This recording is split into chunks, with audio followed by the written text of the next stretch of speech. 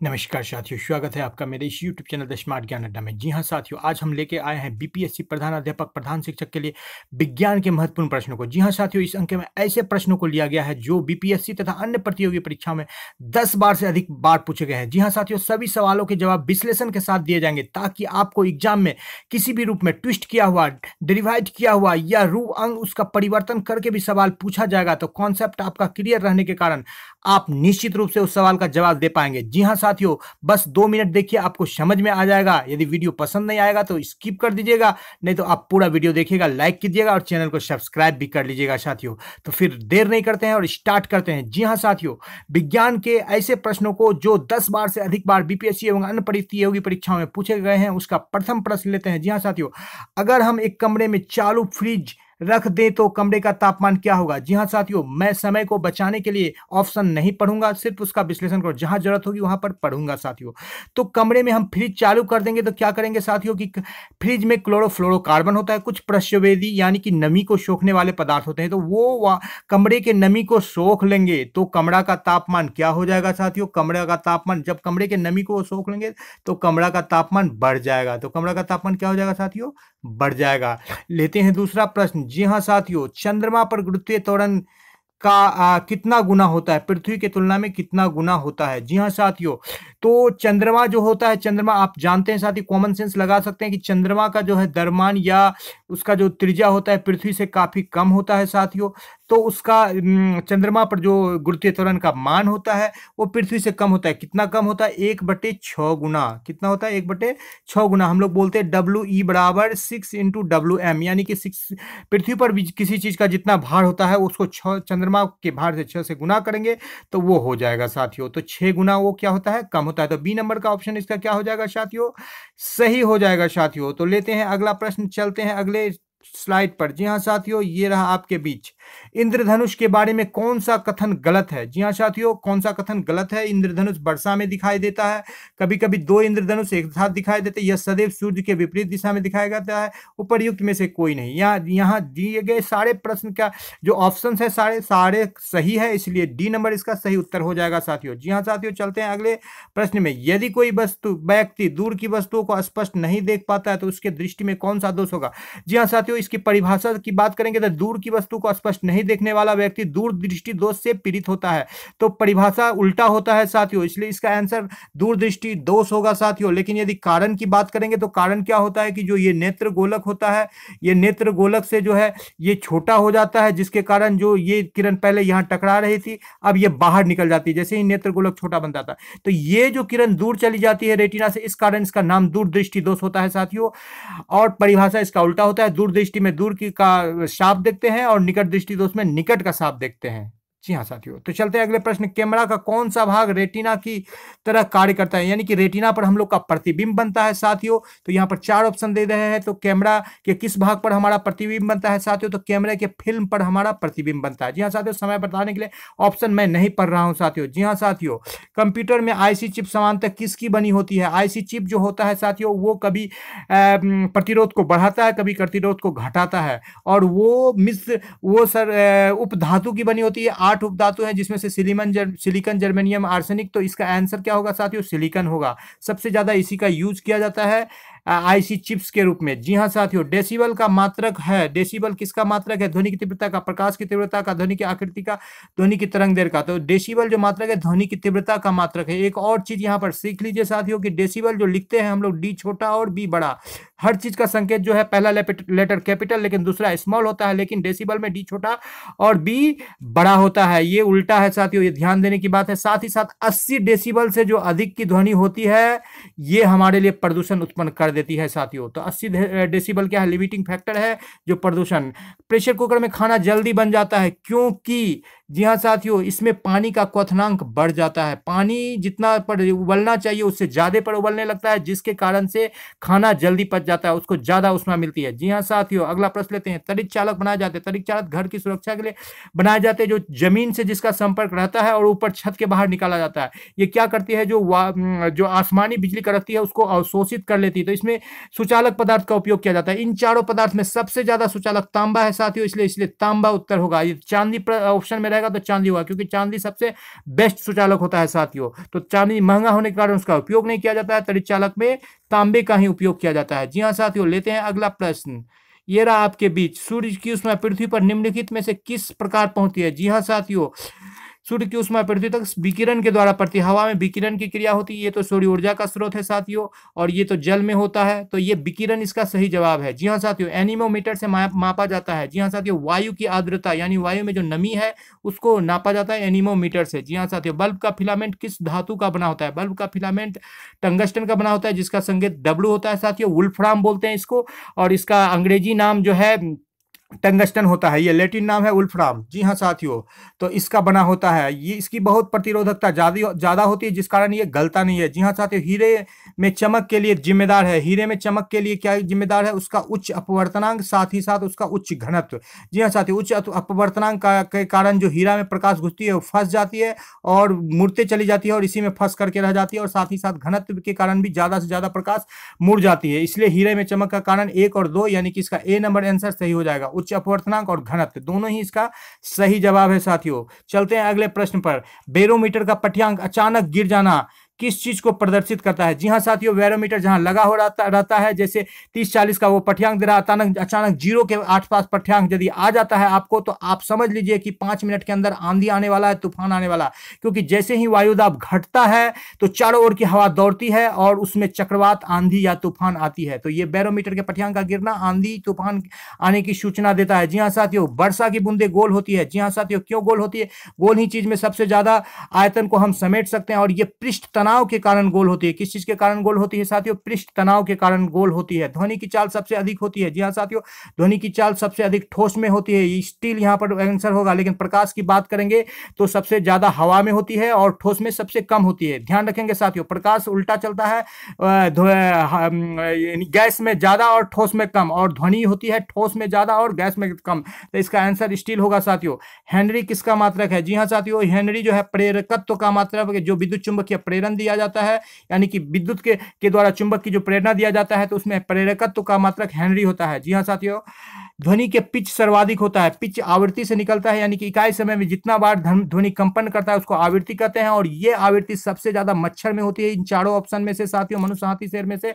इसलिए ध्वनि का पिच सबसे ज्यादा किसका होता है साथियों? मच्छर का होता है। कौन सा विद्युत रोधी नहीं है? इसमें से जो है सबसे, ये भी विद्युत रोधी है, यानी कि अपवाद है, धातु होकर एबोनाइट भी है, लाख भी है। ये चारकोल जो लकड़ी के भंजक से बन के लकड़ी को वायु की अनुपस्थिति या कम मात्रा में जलाने पर यह बनता है, ये साथियों विद्युत रोधी नहीं होता है, यानी कि सुचालक होता है। रेशम के कीड़े का खाद्य पदार्थ है। जी हाँ साथियों, रेशम के कीड़ा मलबरी के पौधे को, यानी कि शहतूत के पत्ते को खाती है। जी हाँ साथियों, शहतूत का पत्ता। सेरिकल्चर कहा जाता है रेशम के पालन को। हमारे बिहार में जो है भागलपुर साथियों रेशमी सिटी, रेशम के शहर के नाम से जाना जाता है। 4 तरह के रेशम का उत्पादन किया जाता है। जी हाँ साथियों, कोलेजन त्वचा का मुख्य संगठक है। त्वचा का मुख्य संगठक क्या होता है? कोलेजन होता है, प्रोटीन होता है। त्वचा प्रोटीन से बना होता है। प्रोटीन बिल्डिंग ब्लॉक होता है हमारे शरीर का। जी हाँ साथियों, निम्नलिखित में से कौन सा पदार्थ जीवित कोशिका में पाया जाता है? यहाँ भी वही बात है साथियों, प्रोटीन होता है जीवित कोशिका में सबसे ज्यादा, क्योंकि इसको बिल्डिंग ब्लॉक यानी बॉडी बिल्डर भी कहा जाता है। और प्रोटीन जीवद्रव्य, यानी कि जिसको बेसिस ऑफ लाइफ, जीवन का आधार बोला जाता है, उसमें भी सबसे अधिक मात्रा में प्रोटीन ही पाया जाता है साथियों।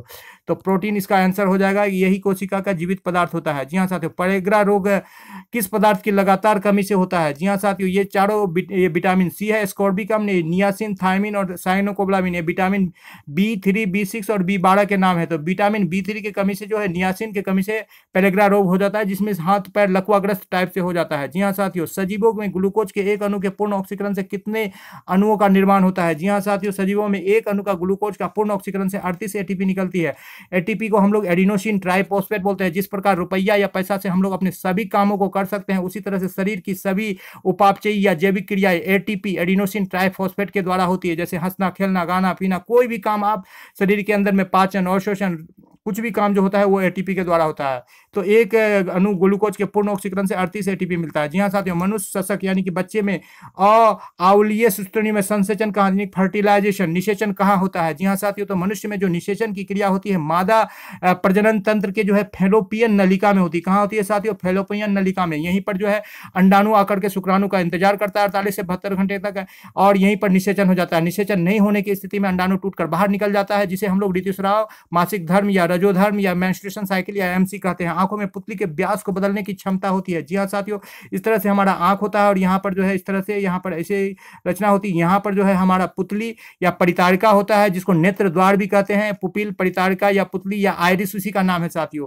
तो परितारिका में जो छिद्र होता है उसे आइरिस कहते हैं, नेत्र द्वार कहते हैं। इसी के द्वारा जो है लाइट की मात्रा को कम और अधिक किया जाता है, नेत्र में पड़ने वाली लाइट की मात्रा को नियंत्रित किया जाता है। जी हाँ साथियों, जब हम अचानक अंधेरे से रोशनी या रोशनी से अंधेरे में जाते हैं तो इसी आइरिस के छिद्र को कम और छोटा और बड़ा करने में कुछ समय लग जाता है, जिससे हम कुछ देर देख नहीं पाते हैं। तो व्यास, पुतली का व्यास को बदलने की क्षमता होती है आइरिस में। जी हाँ साथियों, यदि कोई व्यक्ति केवल दूध, अंडा और रोटी पर गुजारा करे तो उसे कौन सा रोग हो सकता है? दूध, अंडा और रोटी से हमें प्रोटीन, कार्बोहाइड्रेट, फैट वगैरह मिलेगा साथियों, लेकिन स्कर्वी रोग हो जाएगी, क्योंकि विटामिन सी यानी कि खट्टा चीज हमें नहीं मिल पाएगा।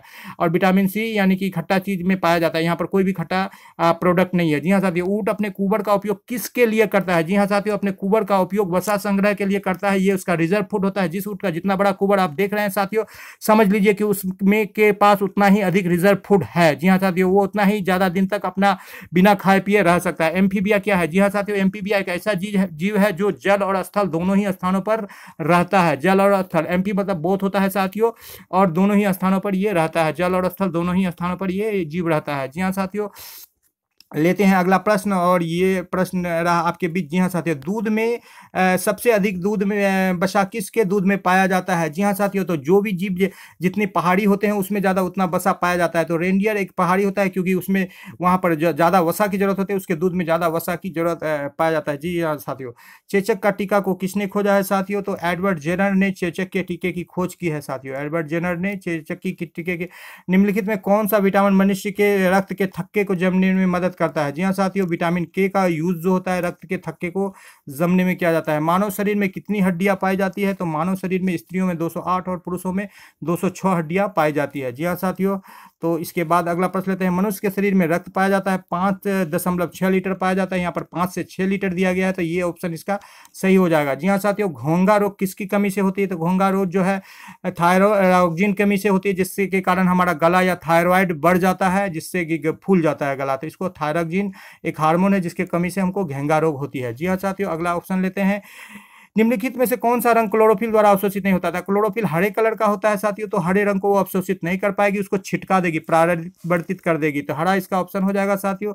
लेते हैं अगला प्रश्न। निम्नलिखित में कौन सा पेड़ केवल एक बार फल देता है? जी हाँ साथियों, आप सभी जानते हैं कि केला केवल एक बार ही फल देता है। फूल किसका रूपांतरण है? जी हाँ साथियों, फूल जो है प्रोरोह का रूपांतरण है। कली से बनता है साथियों, कली का रूपांतरण है, फूल में परिवर्तित हो जाता है। बांस, बंबू क्या है? झाड़ी है साथियों, ये सबसे बड़ा झाड़ी होता है बंबू, बांस जिसको हम लोग बोलते हैं। अधिपात्र एपीफाइट ऐसे पौधे हैं जो एपीफाइट्स ऐसे पौधे हैं जो साथियों कि केवल आश्रय के लिए ही दूसरे पौधे पर रहते हैं। ये केवल आश्रय के लिए, यानी कि उससे केवल वो शेल्टर लेते हैं, उससे कोई पोषण नहीं लेते हैं, दूसरे पौधे पर रहते हैं। जी हाँ साथियों, पादप हार्मोन है, तो auxin, gibberellin, cytokinin, abscisic acid, ये सारे पादप हार्मोन के उदाहरण है। तो इसमें से सभी पादप हार्मोन है। तो दो चुंबकीय ध्रुवों के बीच शक्ति और दूरी को दुगुनी कर दी जाए तो उसके बीच लगने वाला बल क्या हो जाएगा साथियों? उसके बीच लगने वाला बल, तो ये 42 नंबर का प्रश्न, आधा हो जाएगा और परिवर्तित रहेगा, दोगुना हो जाएगा, चौगुना होता है। दोनों के बीच की शक्ति को बढ़ेंगे तो m1 m2 बटे r स्क्वायर होता है साथियों। तो ये क्या हो जाएगा कि ये चौगुना बढ़ जाएगा। जी हाँ साथियों, चुंबक का ये हो जाएगा, चौगुना बढ़ जाएगा। जी हाँ साथियों, लेते हैं अगला प्रश्न।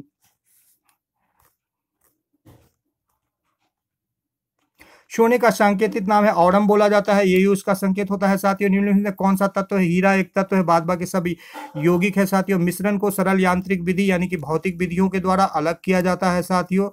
और इसके बाद ले लेते हैं रासायनिक परिवर्तन नहीं है। जी हाँ साथियों, इसमें से कौन सा रासायनिक परिवर्तन नहीं है? तो आयोडीन को जो वाष्पीकरण के बाद फिर ठोस में बदल रहा है, तो ये रासायनिक परिवर्तन नहीं है। बाद बाकी सब जगह जो है दूध से दही बनना या मोमबत्ती का जलना या ये नया पदार्थ बन रहे हैं, तो ये सारे रासायनिक परिवर्तन है। जी हाँ साथियों, लेते हैं अगला प्रश्न। कौन सा भौतिक परिवर्तन नहीं है? जी हाँ साथियों, कौन सा इसमें से भौतिक परिवर्तन नहीं है? तो चूना पत्थर को जब गंध करते हैं तो CaO और CO2 में टूटता है, ये रासायनिक नया पदार्थ बनता है, तो ये रासायनिक परिवर्तन नहीं। बाद बाकी सब सब बल्ब का जलना या अमोनियम क्लोराइड को गर्म करना, ये सब रासायनिक परिवर्तन भौतिक परिवर्तन के उदाहरण है। जी हाँ साथियों, H2S, H2O और SO2 की प्रतिशतता को जब एक साथ निकाला जाता है तो इससे नियम की पुष्टि होती है। जी हाँ साथियों, इससे जो है पारस्परिक यानी समानुपात रेसिप्रोकल लॉ की पुष्टि हो जाती है। जी हाँ साथियों, यहाँ पर भी H है और यहाँ O है, तो पारस्परिक।